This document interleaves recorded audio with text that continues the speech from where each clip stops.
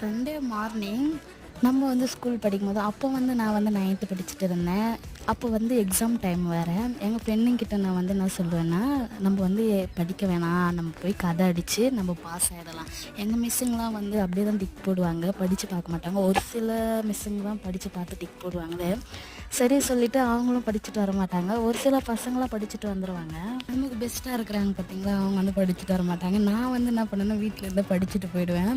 படிச்சுட்டு போயிட்டு அங்கே போய் எக்ஸாம் டைமில் வந்து எல்லாருமே கரெக்டாக தான் ரேங்க் எடுப்போம். நான் வந்து கொஞ்சம் அதிகமாக எடுத்துருவேன்னா, நீ வந்து படிக்காமல் தானே வந்த, எப்படி நீ படிச்சுட்டு வருவ சொல்லிட்டு என்னை பிடிச்சின்னு ஒரே சண்டை போடுவாங்க. ஸோ இனி அந்த காலம்லாம் ரிட்டர்ன் வருமா? இனி வராது. நீங்கள் உங்கள் ஃப்ரெண்ட்ஸுங்க மிஸ் பண்ணுறீங்கன்னா எனக்கு ஷேர் பண்ணுங்கள். ஈவினிங் போல் தான் மார்க்கெட்டுக்கு போய் மீன் வாங்கிட்டு வந்தேன். அந்த மஞ்சத்தூள், அந்த மிளகாத்தூள் அண்ட் உப்பு இதெல்லாமே போட்டு தண்ணியில் போட்டு மிக்ஸ் பண்ணிவிட்டு, அது வந்து தக்காளி வெங்காயம் வதக்கும் போது அந்த தண்ணி எடுத்து நம்ம ஊற்றி கொதிக்க வச்சோன்னா சூப்பராக இருக்கும் குழம்பு. நீங்கள் இது போல் செஞ்சுருக்கிறீங்களான்ட்டு எனக்கு கமெண்ட்டில் ஷேர் பண்ணுங்கள்.